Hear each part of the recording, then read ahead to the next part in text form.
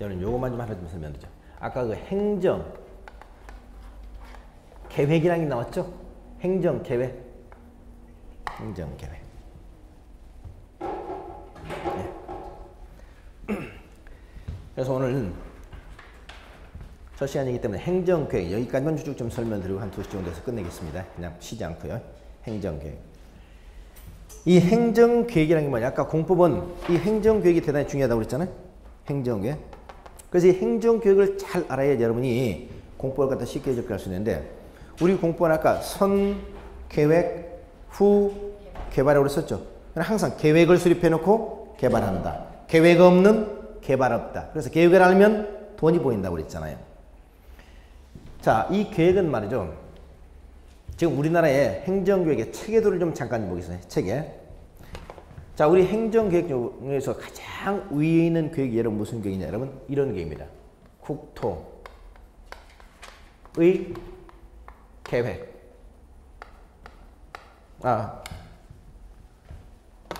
여러분 국토 종합계획이라는 게 있어요. 국토 종합계획. 국토 종합계획.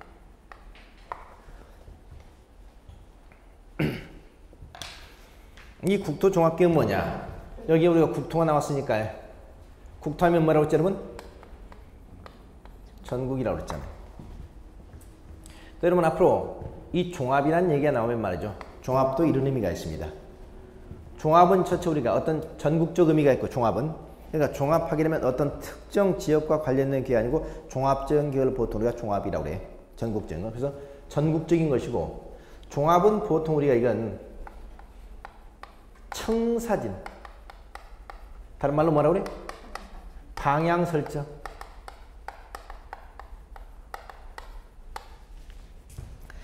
청사진, 방향 설정과 관련된 계획을 보통 우리가 종합계획이라고 합니다. 또 이건 보통 장기적 계획이에요.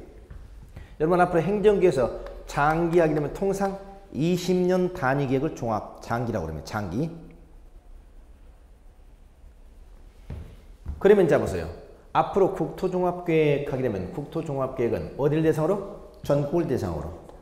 전국을 대상으로. 그리고 전국을 대상으로 하는데 전국을 대상으로 할 때는 보통 수립권자가 누구냐 말이야. 아까 최고 대장인 국토교통부 장관 있죠?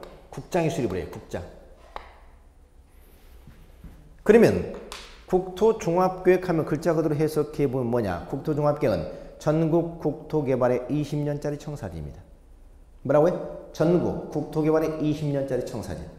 다시 말해서 우리나라 국토를 앞으로 어떻게 개발해 나갈 것인가는 20년짜리 청사진이 되는 계획을 국토종합계획이라고 해요.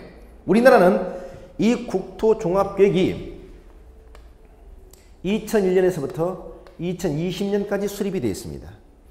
이 20년짜리 국토종합계획에 의하여 전 국토가 지금 현재 개발되고 있는 겁니다. 이 계획은 우리 부동산 공법에서 가장 상위에 있는 최상위 행정계획이에요. 어떤 개발도, 어떤 계획도 이 국토종합계획에 위반되면 안 됩니다. 그러니까 여러분은 앞으로 토지단 전문가를 꿈꾼다. 그러면 여러분이 제일 먼저 확인해 봐야 될 자료가 바로 국토종합계획입니다. 전국의 국토를 알고 싶다. 전국의 국토 중에서 어느 지역에 투자가 유망한지 알고 싶다. 그럼 뭘 찾아봐라? 국토종합계획을 찾아보셔야 됩니다. 예컨대 몇 가지만 예를 들어 보면 우리가 2001년에서 2020년까지 국토종합계획 수립되어 있다고 그랬는데요. 전에 지금 이제 서 가신 노무현 대통령이 선거 공약 중에 이걸 발표했죠. 충남 공주 연기로 수도를 이전하겠다. 이걸 공약 발표했었죠. 나중에 대통령이 되고 난 다음에 수도를 이전하기 위해서 법을 만들었습니다. 이게 수도 이전에 관한 특별법이었어요. 수도 이전에 관한 특별법. 그런데 이 법이 우리 헌법재판소에서 위헌 결정을 받았잖아. 위헌. 그래서 그게 무산됐죠. 그런데 위헌 결정을 받은 이유가 뭐냐? 우리 국토종합계획 20년짜리 이 계획에는 충남 공주 연계 신도시가 들어선다든가 이런 얘기는 단 한마디도 없었거든. 그럼 뭐라고 돼 있냐? 거기는 백제 문화권의 전통을 계승하고 그 지역의 어떤 문화라든가 역사라든가 이걸 갖다 상징하는 이런 도시, 이런 곳이 우리가 주가 되어 있는데 갑자기 거기에 신도시를 개발한다, 수도를 이전한다고 공약 중에 갑자기 발표를 벌이니까 전혀 여기 안 맞았던 것이거든요. 그래서 특별법이 이 바로 국토종합계획 위반돼서 위헌 결정을 받은 겁니다. 그래서 나중에 어떻게 했죠? 이건 보통 20년 단위 계획은 5년마다 재검토를 합니다. 5년마다. 그래서 2005년도에 재검토하는 과정에서 대통령이 되고 난 다음에 이제 수도가 이전이 안 되니까 어떻게 했습니까? 행정수도. 행정부 일부 권한을 그쪽으로 이용하는 쪽으로 행정수도 이전. 이런 식으로 법을 갖다 개정하죠. 개정하고 2005년도에 이걸 갖다 재검토하면서 여기다가 그 내용을 추가시킵니다. 이렇게 해서 두 번째 그걸 갖다 위헌을 피해서 지금 현재 행정수도가 일부 이전하는 걸로 이렇게 된 겁니다. 이만큼 이 국토종합계획은 모든 국토개발의 기본이 되는 계획이 국토종합계획이다. 이렇게 기억하시면 좋습니다. 자, 그럼 예컨대 이 국토종합계획 아까 여러분 전국의 토지 중에서 가장 우리가 투자 가치가 유망한지 이걸 알고 싶으면 국토종합계획을 확인해 보라고 그랬죠. 그럼 이 국토종합계획은 내용이 많겠네. 20년짜리 계획이잖아요. 그것도 전국적인 거. 그러니까 보통 각 시도별로 책이 한 권 이렇게. 책 16권, 17권 나오고 있죠. 이걸 여러분 다 보실 수는 없어요. 그러면 나중에 합격하시게 되면 이 국토종합계획의 종합본이라는 게 있습니다. 종합본. 이건 이 국토종합계획 16개를 갖다가 종합해놓은 하나의 요약집 같은 거. 이게 이제 한 권짜리가 있어요. 이런 정도는 여러분이 나중에 합격하고 난 다음에 여러분 사무실에 여러분 꼭 비치해두고 자주 보셔야 될 자료입니다. 그래야만이 전국 토지 중에서 어디가 투자가 유망한 지역인가 이런 것들을 확인할 수 있어요.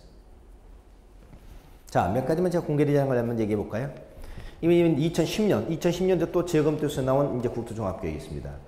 그 내용에 보면 말이죠. 앞으로 국토종합계획 뭐라고 돼 있냐? 남북 간의 화해가 진절된 것을 예상해서 앞으로 휴전선 인근 지역에 국제 평화도시를 3개를 건설한다. 이런 내용이 나와 있습니다. 그러니까 앞으로 남북 간의 전망이 좋아지고 관계가 개선되면 남북 화해를 갖다 더욱더 진작시키기 위해서 휴전선 인근에다가 국제 평화도시 2026까지 3개를 건설한다는 내용이 이미 여기 나와 있다니까요. 지명까지 나와 있습니다.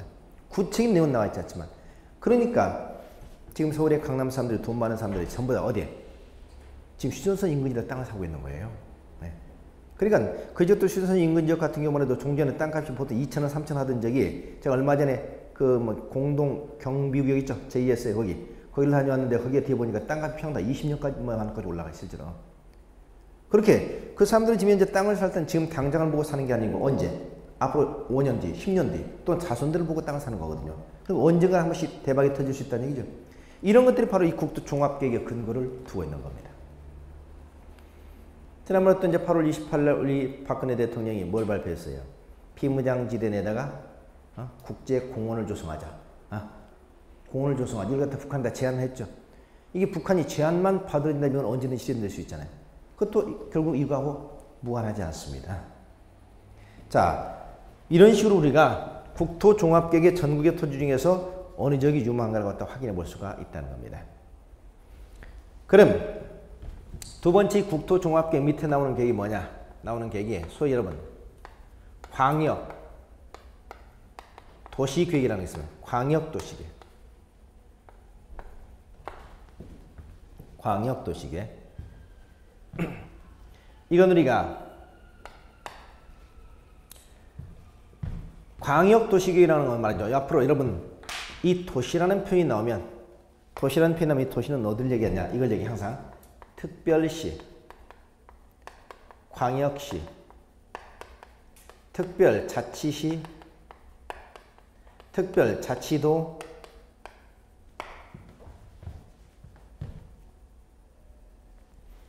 그 다음에 시까지. 특별시, 광역시, 특별자치시, 특별자치도, 시까지를 보통 우리가 도시라는 표현을 씁니다. 그러면 보통 우리가 또 이 광역이라는 표현이 나오면 말이죠. 광역은 2개 이상의 도시에 걸쳐 있거나 2개 이상의 도시야 같이 어떤 접목되어 있을 때 보통 광역이라는 표현을 써요. 그래서 여기는 소위 광역계획권이라고 그러죠. 광역계획권에 이것도 장기적인 것이고 청사진이 되는 계획, 이걸 광역도시계획이라고 합니다.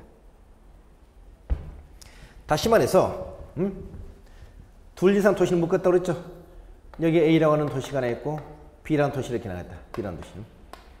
그러면 A 도시하고 B 도시가 서로 가지고 있는 각각의 어떤 문제점들, 한계 상황이 있겠죠. 이 문제를 공동으로 해결하기 위해서 이걸 갖다 같이 묶어요. 묶어가지고 이 도시를 갖다 같이 공동으로 개발하고 공동으로 우리가 어떻습니까? 이 문제를 해결해보자 하는 의미에서 광역계획권을 지정하는 것이고, 이 광역계획권의 장기 발전의 청사지 광역도시계획입니다. 여러분, 이 부동산 경기가 지금 현재 계속 몇 년째 안 좋고 있습니다만 작년 그래도 2012년, 올해 이제 2013년 그래도 꾸준하게 경기가 좋은 적들이 있습니다. 전국적으로 부동산 경기가 가장 좋았던 적이 어디라고 그래요? 작년 2012년, 올해 2013년 그래서 전국적으로 부동산 경기가 괜찮은 지역이 세종시도 남대로 선전을 했죠. 왜냐하면 그쪽 행정수 이전하면서. 또 대표적인 부산입니다. 부산. 그리고 올해 같은 경우는 이제 대구, 울산. 이런 지역들이 부동산 경기가 굉장히 좋았던 지역이에요.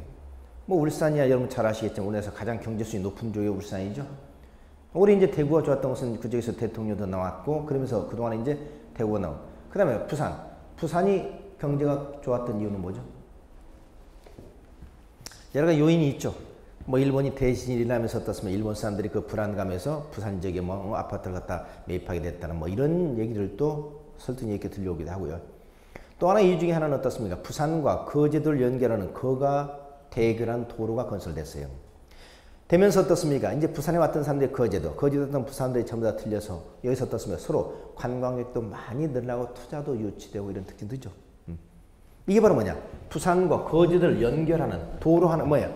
어디서 다리 하나가 건설되면서 여기가 광역계획으로 공동개발하잖아요. 이런 의미입니다. 이런 의미에서 우리가 둘 이상의 도시를 묶어서 공동으로 개발하게 되는 계획을 우리는 흔히 광역도시계획이라고 합니다. 그래서 우리가 대구, 거제도 이런 식으로. 자, 이런 이제 광역도시에 있고요. 그 밑에 나오는 계획이 뭐가 있냐?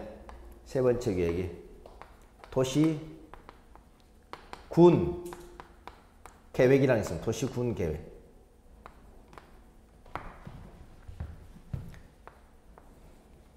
자, 도시, 군 계획하면 아까 여러분 도시 하면 이 6개, 5개 지역 말한다고 했죠? 거기에 이제 군까지 묶으면 6개 지역이잖아요. 그래서 저는 앞으로 도시군 하게 되면 이 도시군은 6개 지역을 말한다고 합니다. 특별시, 광역시, 특별자치시, 특별자치도, 시군, 묶어서 보통 도시군이라고 그래요. 도시군. 여기서 수립하는 계획인데 각 도시별로 여기는 도시군 기본계획이 있고요. 도시군 기본계획. 그 다음 도시군 관리계획이라는 게 있습니다. 관리계획. 그러니까 도시군 무슨 계? 기본계. 도시군 기본계, 도시군 관리계. 이 두 개를 도시군계획이라고 해요.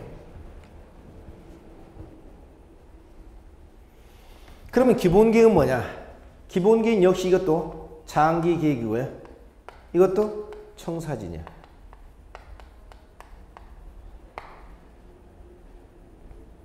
그럼 무슨 말이냐? 여러분 도시, 군, 기본계획 하게 되면 특별시, 광역시, 특별자치시, 특별자치도 시군에 20년짜리 장기 발전의 청사진, 이게 도시군 기본계획이다 이 말이죠. 예를 들면 여러분 서울시 도시 기본계획, 서울시 도시 기본계획 하면 어때요? 서울시를 앞으로 20년 동안 어떤 도시로 발전시켜 나갈 것인가는 서울시 20년짜리 청사진, 이게 서울시 도시 기본계획이고, 부산광역시 도시 기본계획 하면 부산광역시 20년짜리 청사진 이겁니다. 그래서 어떤 도시마다 이 6개 도시마다 도시군 기본계획을 장기적 청사진을 갖다 이렇게 마련해 놓은 겁니다. 그러니까 아까 우리가 어때요? 전국의 토지를 알고 싶으면 뭘 찾아보라고 그랬죠? 국토종합. 근데 어떤 도시를 알고 싶으면 뭘 찾아봐라? 도시군 기본계획을 먼저 찾아보셔야 됩니다. 예컨대 아까 저는 국토종합계획을 보던 중에 전국적으로 우리 앞으로 토지의 어떤 특징이라든가 여러 가지 어떤 발전 가능성, 투자 가치를 볼 때 저는 충남, 당진이나 평택 이런 지역들이 유망한 지역으로 봤습니다. 왜냐? 그전 앞으로 우리가 중국과의 교류의 전초 기지로 삼겠다. 직선 거리로 가장 가까운 것이 바로 그 지역이고, 그래서 앞으로 평택항이라든가 당진 이 지역을 중심으로 해가지고 앞으로 중국과의 어떤 교류의 전초 기점을 삼겠다. 이게 이제 사실 국토종합계획에 나와 있는 얘기거든요. 그러면 제가 볼 때는 당진이나 평택 그 지역이 앞으로 투자 가치가 높은 지역이다 이렇게 판단했어요. 그러면 저는 돈 가지고 당진이나 평택에 내려가서 어느 지역이나 땅을 막 사면 돼? 아니다 이 말이지. 당진 평택에서 모두가 좋은 지역이 아니잖아요. 그리고 우리나라 부동산의 특징이 하나 있습니다. 우리나라 부동산의 특징. 어떤 특징이냐? 오르는 것은 더 오르고 오르지 않는 것은 절대 안 오른다는 겁니다. 응? 다시 말해서 야, 저 너무 많이 올랐어. 너무 많이 올랐어. 끝이 없어요. 오를 때는. 그러죠? 반면에 어떻습니까? 저거 오르지 않는다. 오르잖아. 그럼 어떻습니까? 야, 다른 건 다 오르는데 저건 오르지 않았으니까 저거 좀 사두면 돈 좀 되겠지. 사두면 돈 돼야 돼. 절대 그건 오르지 않습니다. 그렇죠? 우리 부동산의 가장 큰 특징 중 하나 바로 그런 특징이에요. 그러니까 결국 오른 지역을 사야지 오르지 않을 지역은 앞으로 개발이 안 되는 보전 지역이라든가 이런 지역들은 싸다는 이유만 가지고 사놓으시면은 그 지역은 싼 게 삐지떡이 되더라 이 말이죠. 그러니까 여러분이 부동산 투자할 때 내가 어떤 걸 사야 돈이 되지? 이렇게 물어본다면 한마디로 얘기하면 오르는 거. 오르는 걸 사시면 돼요. 비싼 거. 그렇죠? 자, 제가 질문 하나 드려볼까요? 우리나라에서 가장 비싼 아파트 어떤 아파트죠? 현재 우리나라에서 가장 아파트. 가장 비싼 아파트.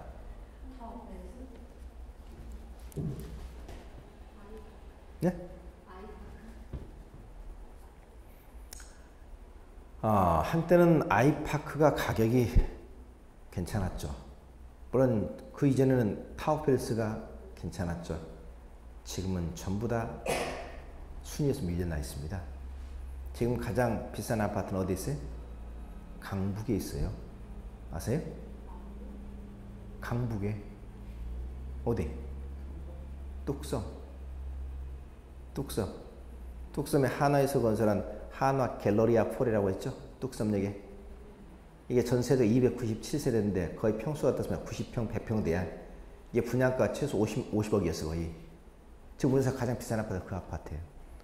아파트 가격이 다 떨어져도 그 아파트는 지금 현재 가격이 계속 오르고 있어요. 실제로.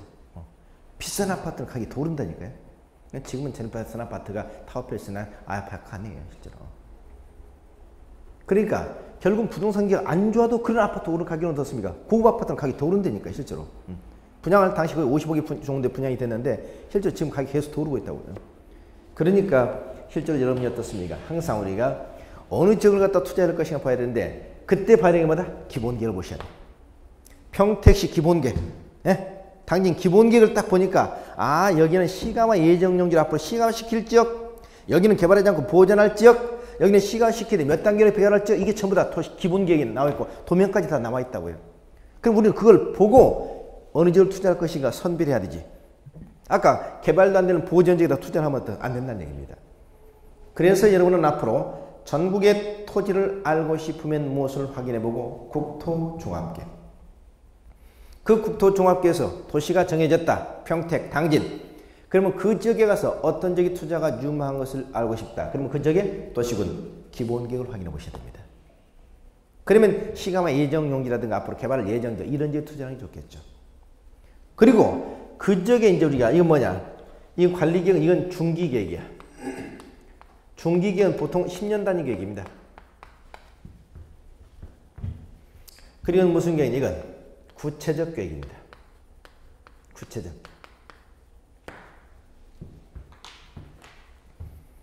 이건 무슨 말이냐? 이제 당진이나 평택에 여기 앞으로 개발 예정지역 이렇게 되는데 개발 예정지역.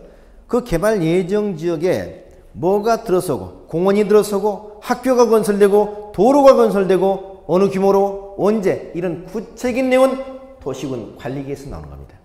도시군 관리계획. 그래서 도시군관리계획 발표가 되면은 여기 이제 도로 건설 예정지역, 공원 건설 이런 쪽 확인되는 거죠. 그러니까 순서로 본다면 전 국토를 알고 싶을 때 뭘 확인해 본다? 국토종합계획. 거기서 어떻습니까? 전국적으로 어느 지역에 투자 유망한 지역을 선별했다. 그럼 이제 그 다음에 알아야 할 것이 그 도시의 도시군 기본계획.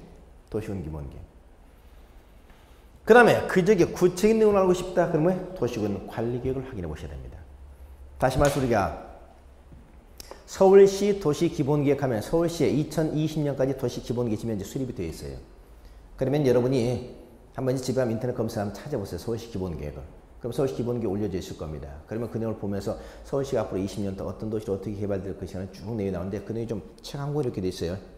지금 한번 쭉 한번 찾아만 보세요. 찾아보시고 나중에 이제 합격을 하고 그러시면은 기본적으로 서울시 기본계획 이런 것은 어떻습니까? 여러분이 책으로 뽑으셔가지고 여러분 사무실에 하나씩 비치가 돼 있어야 돼요. 그래야 서울시에서 중개를 하시려면 서울시가 앞으로 어떤 도시로 어떻게 발전될 것인가, 서울시가 무엇을 꿈꾸고 있는가, 서울시가 어디로 가고 있는가 이걸 알 수 있을 거잖아요. 그래서 방향을 알고 가는 거하고 모르는 것은 전혀 다르기 때문에 그걸 제대로 알기 위해서 서울시 도시기본계획 이런 것은 꼭 여러분 사무실에 비치해야 될 서류입니다. 그래서 오늘 한번 쭉 한번 가서 찾아보시기 바랍니다. 그러면 서울시의 이제 기본계획에서 이제 큰 틀이 나오겠죠. 그럼 이제 그 내용 중에서 서울시에 어디에 공원이 조성되고 어디에 도로가 건설되고 어디에 학교가 건설되고 시기는 언제고 규모는 어느고 이런 구체적인 내용은 서울시 도시군관리계획으로 발표가 된다는 겁니다. 그래서 이 기본계획과 관리계획 두 개를 묶어서 도시군계획이라고 한다. 그렇죠? 그래서 기본적으로 여러분 국토종합계획, 그 다음에 광역도시계획, 도시군계획, 도시군계획은 도시군 기본계획, 도시군 관리계획. 이 계획의 체계도를 좀 요건 꼭 좀 기억하세요. 그래서 우리나라는 선계획 후 개발의 원칙에 따라서 철저하게 계획에 의해서 개발이 되고 있습니다. 계획. 여기 이제 하나를 더 집어넣는다면 이 도시군 관리계획 속에 뭐가 들어가냐면 여러분 소위 지구 단위 계획. 이 지구 단위 계획이라는 것이 여기 들어갑니다. 지구 단위 계획. 그럼 지구 단위 계획은 이 발표된 도시 관리 계획의 가장 구체적이고 상세한 계획이 지구 단위 계획. 가장 구체적이고 상세한 계획. 그래서 보통 이걸 뭐라고 하냐? 상세 계획, 상세 계획. 이렇게 표현하기도 합니다. 상세 계획. 그래서 가장 구체적이고 상세한 계획이 바로 지구 단위 계획이더라. 자, 그래서 국토종합계획, 광역도시계획, 도시군 기본계획, 도시군관리 1, 4분야로 이렇게 연결되어 있습니다. 그리고 말이죠. 여기서 하나만 더 기억한다면 행정계획에 앞으로 그 행정계획에 여러분 위계질서라는 말을 좀 잘 기억하세요. 위계질서.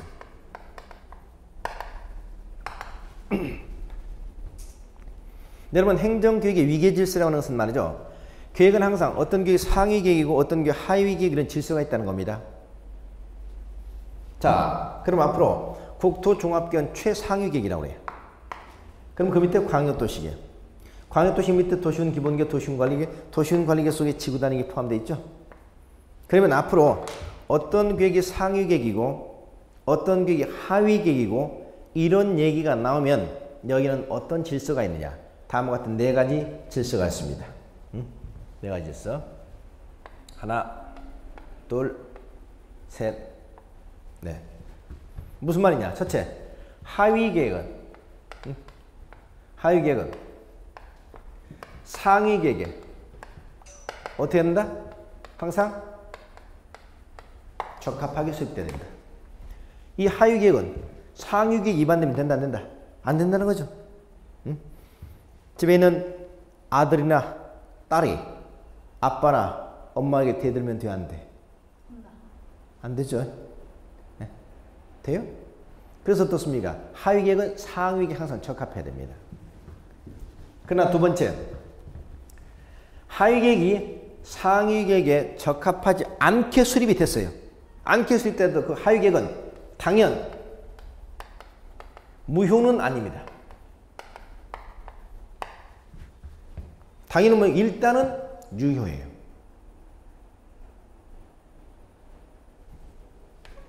즉 아까 아들이나 딸이 엄마 아빠 말이 어떻습니까? 대된다고 해서 너 무조건 그건 네 말은 안 된다. 그건 말이 안 된다. 무조건 무시할 수 있는 것은 아니다 말이지. 일단 어떻습니까? 그 말을 받아들여야 되죠. 그리고 그것은 취소나 변경할 수 있는 사유가 됩니다.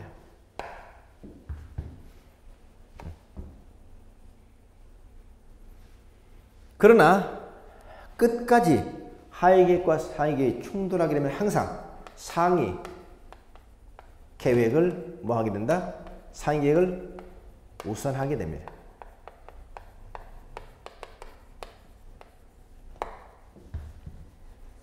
자, 이 네 가지 공식을 좀 기억하세요. 먼저 하위계획은 상위계획에 적합하게 수립이 돼야 됩니다. 그러나 하위계획이 상위계획에 위반돼서 하위계획은 당연히 무효다. 무효다라고 얘기할 수는 없다. 그럼 하위계획이 상위계획에 위반됐다 하더라도 하위계획은 당연 무효는 일단은 유효하다고요. 일단은 유효하지만 그것을 뭐 할 수 있다? 취소하거나 변경할 수 있는 사유는 된다는 얘기입니다. 취소하거나 변경할 수 있는 사유. 그러나 상위계획과 하위계획이 끝까지 충돌하게 되면 그때는 당연히 무슨 계획을 우선해서 적용한다? 상위계획을 우선해서 적용하게 된다. 이게 모든 계획에서 어떤 계획이 상위계획, 어떤 게 하위계획하면 거기서 지켜야 될 질서입니다. 자, 광역도시계획은 국토종합계획에 적합하게 수립돼야 된다. 그러나 광역도시 국토종합계획에 위반된다 하더라도 광역도시계획이 당연 무효가 되는 것은 아니다. 그것은 취소나 변경할 수 있는 사유가 된다. 단 취소나 변경이 되기 전까지 서로 충돌하고 있다면 당연하게 상위계획을 우선해서 적용한다. 이런 얘기죠. 같은 얘기입니다. 아까 아들이 아버지나 어머니 말을 잘 안 듣는다. 당연 일단 말을 잘 들어야 되지. 적합하게.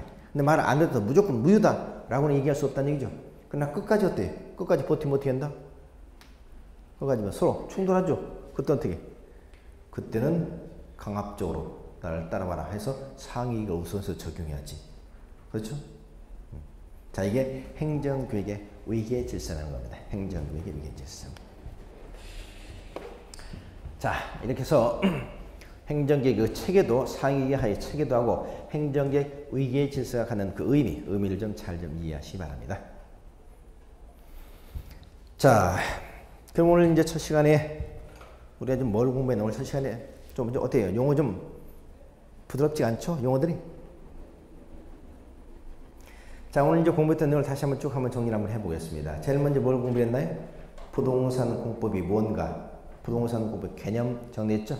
부동산 공법이란 토지와 건물이라고 하는 부동산에 관하여 국가나 지방자치단체가 일반 국민에게 위에서 명령을 하고 명령에 복종해야 될 상명하복 관계를 정하고 있는 법이다. 두 번째, 이런 부동산 공법은 총 몇 개가 있다? 약 150여 개 법률이 있는데 우리 시험 출제 범위에서는 총 몇 개? 6개 법률이 출제가 되더라. 근데 그 밑에 시행령이 있고 시행규칙이 있고 조례가 있으니까 범위는 굉장히 넓어진다. 세 번째, 이 부동산 공법은 어떤 성격을 가지고 있느냐? 첫째, 토지와 건물이라는 부동산에 관한 법이고, 두 번째, 행정법의 일종이고, 세 번째, 행정계획, 정책, 행정계획, 정책과 관련된 법률이고, 네 번째, 주로 뭘 하지 말라는 규제법이 주된 내용이 된다. 이 규제에 위반되게 되면 형사처벌할 수 있고 강제 집행을 할 수가 있다. 그것과는 별도로 기술적으로 어떤 특징을 하느냐? 범위가 대단히 넓다. 개정이 빈번하고 수치가 많이 나오게 된다. 그러나 공부를 할 때는 어떻게 해라? 지역적인 내용이라든가 수치에 연연하지 마시고 전체적인 이해 중심으로 체계적으로 공부를 하는 게 좋겠다 하는 거죠.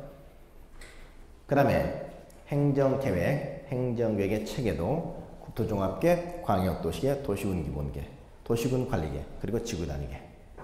그 다음에 이 행정계획이 가지는 위계질서의 의미, 위계질서 의미, 이것들을 좀 잘 이해하시면 좋겠습니다. 자, 오늘 뭐 첫 시간이기 때문에 이 정도 이제 공법을 소개하는 시간으로 이렇게 하도록 하죠. 오늘 여기까지 이렇게 하고 다음 주부터 이제 교재 내용에 맞춰서 이렇게 쭉 진행해 나가겠습니다. 자, 어때요? 이해할 만 하십니까? 재밌어요. 재밌어요? 그래요. 일단 재밌다는 긍정적인 사고방식을 가지셔야 돼요. 일단 공부를 너무 많이 하지 마시고 쉬시면서 그렇게 공부하시면 되겠습니다. 자, 그럼 오늘 수업은 여기서 마치도록 하고요. 그럼 다음 주는 그럼 아침 10시부터 해서 다시 정상적으로 진행을 하도록 하겠습니다. 자, 그럼 오늘 수업은 여기서 마치고 자, 다음 주에 다시 뵙도록 하죠. 자, 남은 시간 좋은 오후 되시기 바랍니다. 마치겠습니다.